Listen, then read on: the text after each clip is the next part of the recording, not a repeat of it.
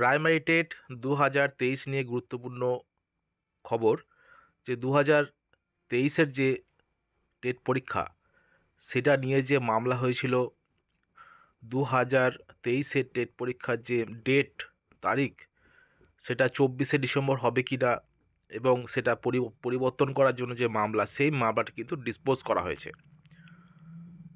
কলকাতা হাইকোর্টের যে বেঞ্চ সেই বেঞ্চ কিন্তু ডিসপোজ করেছে। আজকে দেখতে পাচ্ছেন ডিসিশন ডেট 19শে December 2023, case status case disposed, অর্থাৎ এই কেসের কোনো ভ্যালু নেই, অর্থাৎ 24শে ডিসেম্বরই পরীক্ষা হবে, সেটা নিয়ে কোনো আর দ্বিমত নেই। দেখতে পাচ্ছেন honourable the chief justice T.S.. Sivagnanam, honourable justice Hiranmoy Bhattacharya division বেঞ্চে এই মামলাটি ডিসপোজ করা হয়েছে। সকলে অ্যাডমিট কার্ড পেয়ে গেছেন আগামী 24শে ডিসেম্বর পরীক্ষা দেওয়ার জন্য। তো প্রস্তুত হয়ে যান, পরীক্ষা 24 ডিসেম্বরই হবে। আর কোনো কিছু বাধা নেই।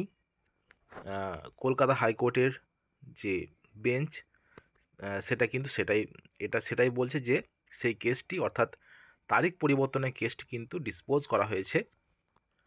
তো 19/12/2023-এ ডিসপোজ হয়েছে, অর্থাৎ আজকেই কিন্তু এই মামলাটি ডিসপোজ করা হয়েছে। তো সেজন্য তারিখ পরিবর্তনের মামলার আর কোনো ভ্যালু থাকলো না। 24শে ডিসেম্বরে পরীক্ষাটা হচ্ছে। 2023-এর প্রাইমারি টেট পরীক্ষা, আমরা জানি যে গত 2022 সাল থেকে কিন্তু টেট পরীক্ষা বলেছে প্রতি বছর নেব এবং নিয়োগও প্রতি বছর দেবো, কিন্তু নিয়োগ কিন্তু এখনও হয়নি। টেট পরীক্ষা দুটো হয়ে গেল।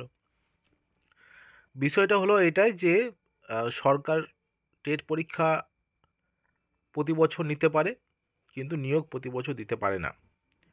তো যারা পাস করতে পারেননি বিশেষ করে তাদের জন্য এটা অবশ্যই সুখবর যে তারা পাস করার একটা সুযোগ পাবেন। আর যারা পাস করেছেন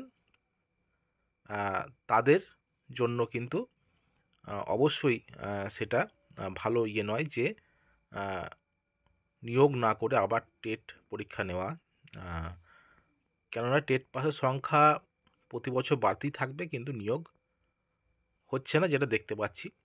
এটাই হলো বিষয়। তো পরীক্ষা ভালো করে দেন যারা পাস করতে পারেননি 2022-এর টেটে, তারা 2023-এর টেটে অবশ্যই ভালো করে প্রিপারেশন নিয়ে পরীক্ষা দিলে পাস করবেন।